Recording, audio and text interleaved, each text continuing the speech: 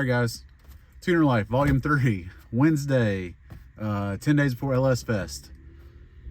Gonna go to the dyno shop again today. The throttle body got replaced on the GTO last night, which is good. So hopefully we can get that on the dyno today. But a lot of guys ask about stock transmission tuning and stock tuning just in general on 6L80, 8L90 trucks. That's the main thing I do for a living is in the mornings I'll go to transmission shops or dealerships and I will tune their 6L80 or 8L90 trucks to just add reliability. I've got a couple transmission shops that they will only warranty their transmission work if I tune it. So I'm going to walk you through the parking lot and show you what just a normal Wednesday morning looks like for me, and just so you can get an idea of how many stock trucks I tune.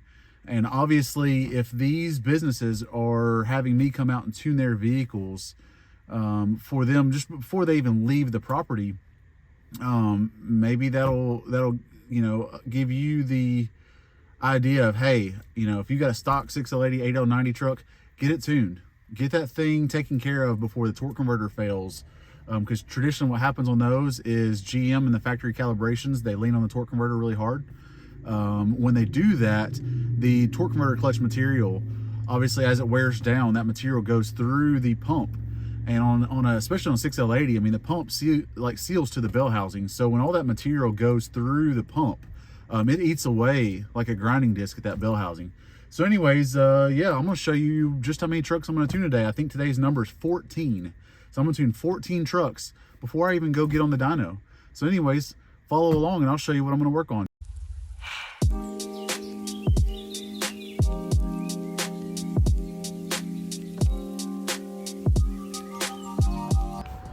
All right, so I'm sitting inside truck number 2 for the morning. The first one was a black 2015 GMC Yukon. This one's a 2012 white GMC Yukon. Anyways, some of y'all are probably wondering, what's he doing to these things? Well, as if you're driving GM trucks, you understand this. These trucks, they lug the engines down quite a bit. They lean on torque converters quite a bit. If you've ever driven through a hilly area like Tennessee or anywhere else, you'll understand that you got to pull a hill, you got to put the thing almost to the floor to get it to downshift. While you're applying all that engine torque converter's locked. But the thing is it's not locked fully. GM actually has some slip programmed in there. So basically what I'm doing is I'm setting the transmission shift points and unlock points to where the truck will downshift when it pulls heels much easier. It's no longer going to slip the torque converter anymore. We're not going to use the torque converter in 2nd gear and above. We're going to at least start it off in 4th gear and above. Like I said, we're going to turn off the DOD, double checking motor mounts in these things, just going over them. Some of them have new TCMs, some flashing the new TCMs. Just trying to make these things as reliable as humanly possible.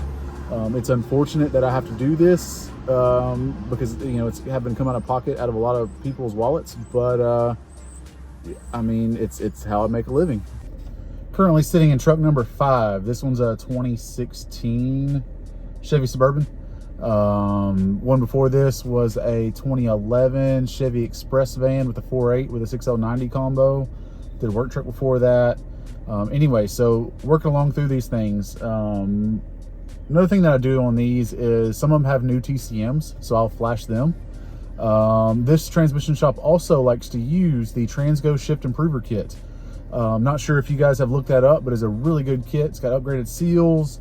Just overall takes this valve body to a whole different level on these things. Now you do have to be cautious when installing because the valve body is the TCM on these trucks.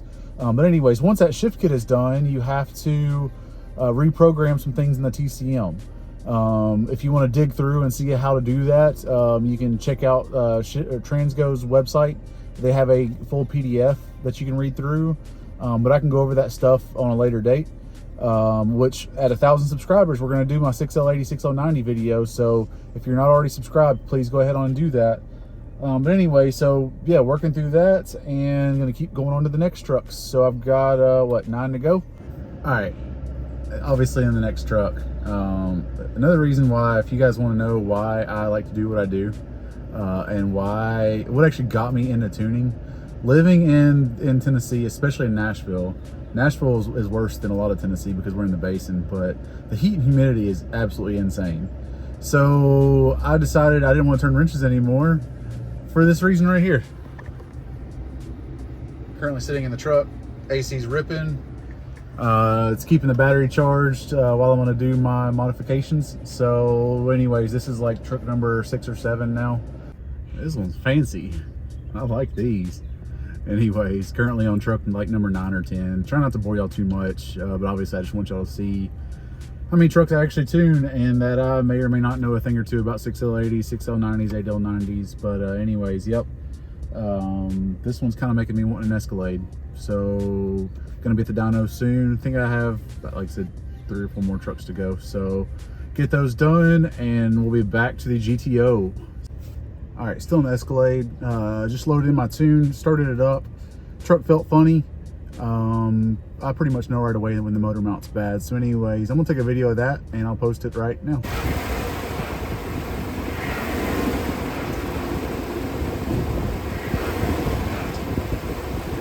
Sitting in truck number 13, had 1 no-show, so we ended up at a total of 13 trucks today. About to head to the dyno shop to jump on the GTO. Customer stopped by last night, swapped out the old China 102 for the Nick Williams 10 or Nick Williams 90. He started the car up, said it immediately was 1,000 times better, so hopefully I can get that thing on the dyno and get it wrapped up. So finish this one up and we'll head to the dyno.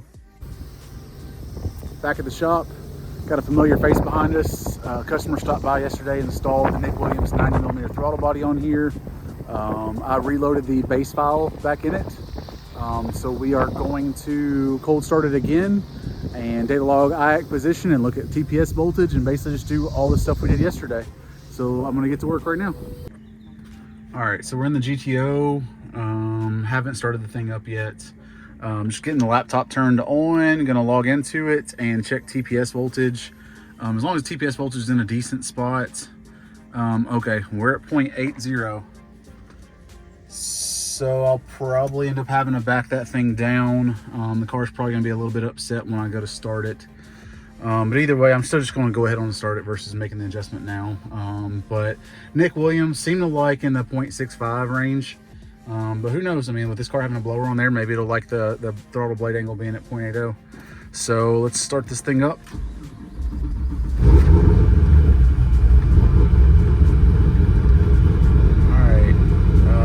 RPM's much more stable than yesterday, that's for sure.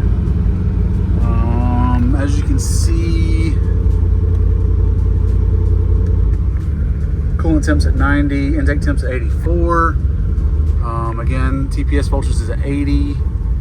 IAC counts right now, we're at point, oh, okay, so we're dropping quick, that's good. 150 counts and falling. If you look at this idle adapt, this is basically, it's how much airflow that I told the ECM the car was going to need to idle. Obviously my base files, I like to keep them to where the car is less likely to stall. So I'd much rather give the car too much airflow than not enough. So then it looks like so this is long-term idle trims. So it's negative 3.0 grams per second. And this is the short-term idle trims and we're at negative 8. So that's a very good sign. That also means I'm going to have to make a tuning adjustment on IAC versus effective area, which I will do in a video. But either way, regardless, we've got the car up and running. Here, let's hop out and see if we can hear how this thing sounds. All right, so I'm sure y'all remember yesterday, the IAC motor was absolutely just screaming like crazy. Now we can actually hear valve train noise. It's quiet enough that we can actually hear the engine. So that's definitely a good thing. Car seems to be idling pretty happy. It is in closed loop right now. And I think he also may have added some more ethanol content to this thing. You can double check and see. It's hard to tell. Fuel pressure is pretty good. Maybe a touch high. But yes, so now we can actually start the tuning process. I'm gonna back this thing in here, and as of right now, it looks like we can go pretty much straight onto the dyno. So let's hop on there and get to ripping. All right, guys, starting the log now. Car's back in the same position as it was yesterday for diagnostics. The only changes I've made, I'll show you, is I made a little bit of a change to base running airflow. But the main thing that I've been working on is IAC steps versus effective area. Now what that is the table that converts the idle air control position, or the counts, to the amount of airflow that the car is actually consuming from the IAC motor. So basically just tells the ECU, like, hey, if you need an extra 2 grams per second of airflow on coast down, you need to open up this amount of steps to actually give that amount of airflow to the engine. So that's what we're working on calibrating right now. That table was pretty far off because I still haven't touched the TPS voltage. Blade angle is exactly the same as where it was, which is basically as open as it possibly can be before it upsets the ECU. But you'll see what I'm trying to do is I try to shoot for this idle desired airflow to match our dynamic airflow. Now what dynamic airflow is the ECU's calculation on how much airflow it's taking in. That way it knows how much fuel to put out. Obviously the ECU controls the injectors, so that's how the ECU understands, okay, I'm going to consume 18 grams per second of airflow at idle, so I need to go to whatever injector pulse width we need to support 18 grams per second of airflow at idle. So right now you'll see IAC desired airflow is 18.05, 18.06. Dynamic airflow is really close to the same. It's kind of averaging just in that ballpark. So that should be, I shouldn't need to do any more IAC versus effective area changes. I'll probably just end up having to put this calculation, this short-term idle trim. So what this is basically your ECU has 2 different types of idle trims. You've got its immediate and you've got its long-term learned. So long-term learned is going to be this LTIT, it's long-term idle trims. And your immediate idle control is STIT, short-term idle trims. So this tells you how much airflow the ECU is adjusting to get to its target idle speed. And so that calculation is going to be based off of, it's going to look at your base running airflow, which is this table right here.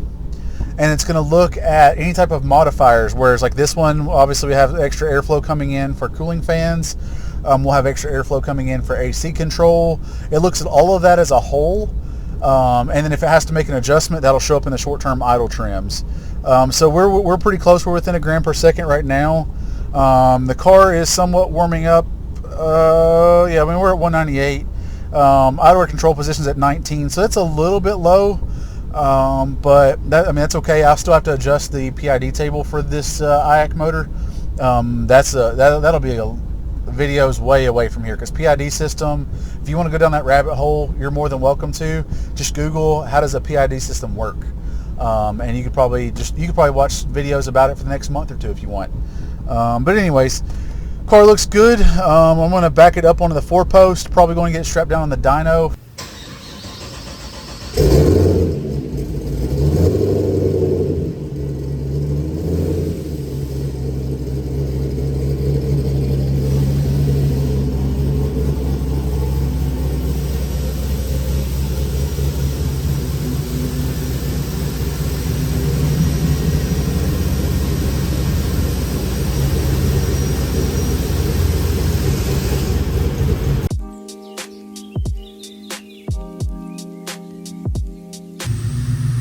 Alright guys, car's up in the air. Gonna look it over for anything obvious. Not looking for anything crazy other than just maybe some super excessive leaks, like a fuel leak, trans leak, something like that. Kind of getting an idea of where my wideband's gonna go, so I'll pull out this one.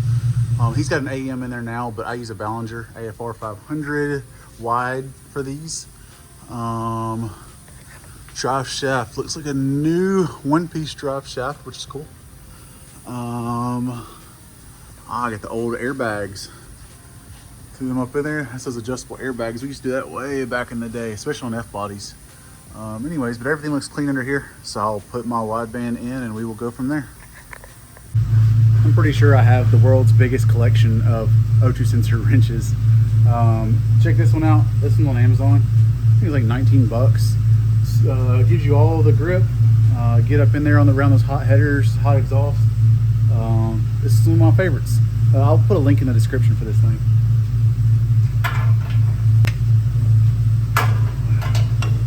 She's a little tight.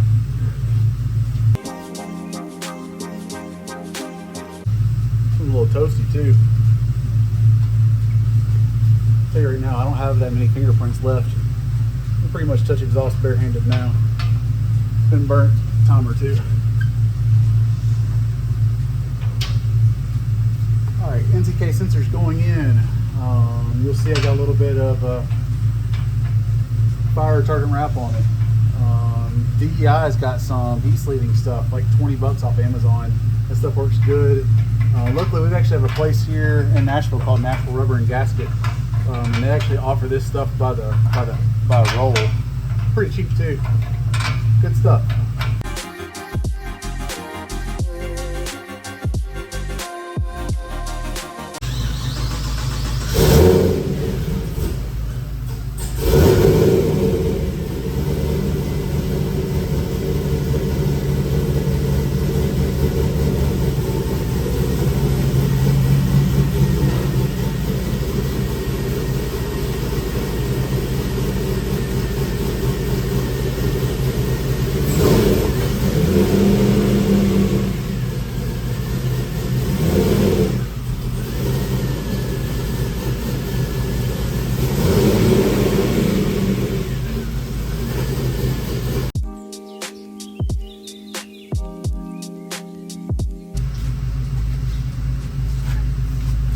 Just to make it clear, GTO is my least favorite car ever to strap down.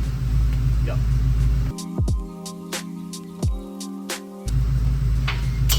Best place to strap it to, 2 tow hooks just in front of the lower control arms, and then do your X off the control arms if the exhaust will allow for it. This one doesn't look like it's going to be terrible.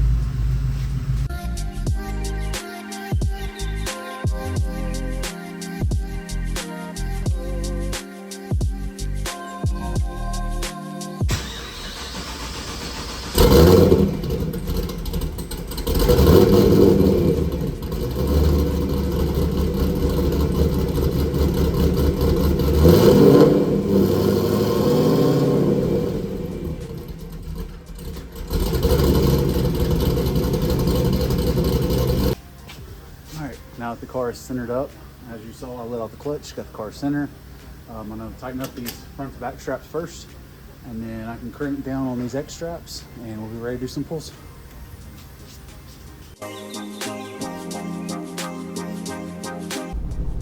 Alright, so we're up on the dyno now, finally, yes. As you can see on the screen right now, we are currently in open loop. Wideband is reading. Again, this is the Ballinger AFR 500 wide. I'll do a video on how to hook this up to MPVI 3, MPVI 2, do all that stuff. But anyways, car's up to temperature. It is, like I said, it is strapped down. As y'all heard, it's got a little bit of a startup issue now. That's just going to be startup airflow. Once you work out the IAC versus effective area table, you have to start adding some startup airflow and stuff too. I just haven't got to that point yet. But you'll see, we're just kind of chilling. Idle desired airflow is 17.19. Short-term idle trims are a little bit back. It's minus 1.1 gram per second. Dynamic airflow is 18, so I may be a touch off still on effective area versus IAC position, but not concerned about it right now. My biggest thing is making sure car's going to maintain temperature. Check out air fuel on the V table. I'm assuming this thing's going to be rich, but we will check it out. So I'm going to go ahead on. Traction control is off. It's got the world's sloppiest shifter. Jack, if you're watching this, y'all gotta do something with this shifter. Alright, well, alright, traction control's off.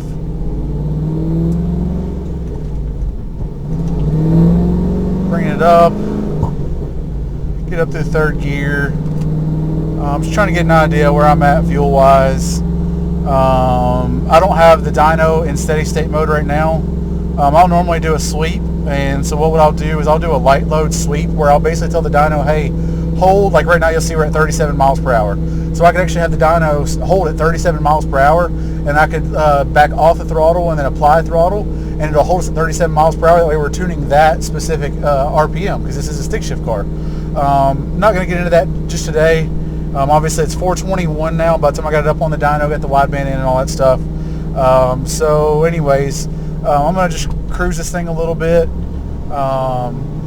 This car has no AC right now and it's driving me insane. Y'all are going to realize I'm a little bit bougie. So I should charge a ain't got no AC fee You know, like, come on now, I'm freaking sweating in here.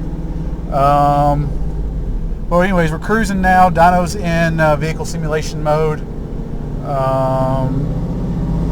Looks like we're rich pretty much everywhere, which is fine. Don't see anything standing out at all. The dinging, that's the ABS fault. It finally said an ABS fault. But yeah, so I'm going to keep working on this VE table. If you guys want to see, actually, I'll go ahead on and show you. So what I do is I've got a table set up. Well, watch, the car's going to stall now because I haven't worked on throttle cracker or anything yet. Is it going to stay alive? Is it going to stay alive? Oh, no, it's dead. Anyways, so I'll stop this log since we're dead. Alright, so I have an EQ error versus a V table. Actually, let me get this where you can see it better. Let me break this down to, I'll just do it with no decimals. So you can just have whole numbers. Alright, so if you look right here, this is our manifold air pressure on this axis. This is our RPM axis. If you notice, this looks just like our V table as I taught you in the Gen 3 V for dummies. It's because it is. What these numbers are showing, these numbers are showing how rich I am right now. It's or rich or lean. So obviously negative means we're rich. If it was adding, we'd be lean. So I'll go through a bunch of different tables. As we go along, I'll show you some of my tables.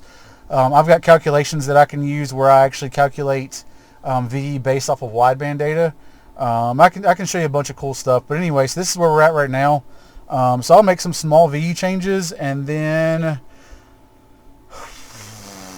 I'm going to double check timing, make sure we're safe, and I'll probably going to do a wide open throttle rip just because. Let's just see what we got right now. I want to end this video off with some kind of bang. You know, obviously everybody that watched the video yesterday had a 26-minute long video, and GTO didn't even get to do anything cool. So let's have it do something cool before I go home. All right, we're back up on the dyno. I'm just going to go and do a little partial pull, and we'll get some actual power numbers. Dyno is going to be set up for 3,000 to 6,000 sweep. Not doing any type of crazy heavy loads, nothing. Like I said, this is going to give me some data to rough in. I can take this data home with me tonight, build up a good file to start up in the morning, because I'm not going to finish this thing tonight. You'll see it. I mean, you can see in the bottom corner, it's already 4:30. So anyway, so we're in fourth gear, cruising 2,200 RPM. I'm going to start the video from the outside of the vehicle, and let's do a pull of 6,000 RPM. Low timing, fueling should be in the ballpark.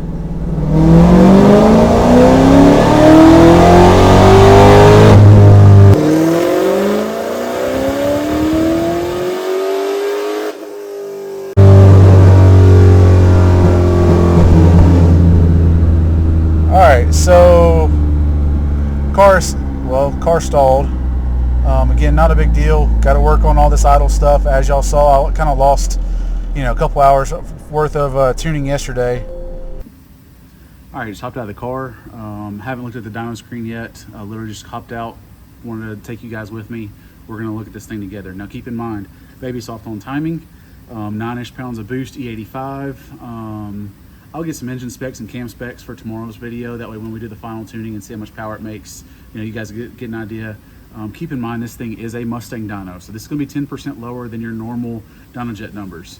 I'm also using SAE correction, which a lot of shops, when they're wanting to make the big horsepower numbers, they'll put out STD correction, which is going to fluff the numbers some more. I like my numbers to be raw. Again, like I said the other day, I don't care about power numbers. I just want the car to run like it's supposed to. If you need more power, then we need to make some changes mechanically. Anyways, so let's go check these numbers out. Well, there we go. 523 horsepower. 517 foot-pounds of torque. You'll see again, that was a 3,000, 6,000 RPM sweep. The car is going to want to make more power up top, but again, I had some timing pull out. So if you actually go back and look, as I was sleeping to the log, you'll see where we were at 13 degrees in one spot and 10 degrees in another. Again, this was just a baby soft little, let's just do a little rip. So this car is definitely showing some big potential. I'm going to say we're probably going to make another 60 or 70 horsepower tomorrow on top of that. So we should be right around that 600 wheel range on here, which would be roughly 660 or so on a dynojet, which should be pretty rowdy in this little GTO. All right, guys, it is it's almost 5 o'clock. I live 30 minutes from here, so I'm going to get home to my son. So we're going to wrap the video up there. Like I said, GTO made decent power. Hopefully it makes real good power tomorrow. Appreciate you guys for liking, for sharing, for commenting, for your subscription. Keep in mind, 1,000 subscribers, I'm going to do my 6080, 6090 video. We'll talk about some of the stuff that I did to those trucks this morning. But yeah, I guess I'm going to wrap the video up there. Not quite as eventful today, but maybe tomorrow will be more eventful. We'll just should be able to see something cool. Anyways, yeah, y'all have a good day.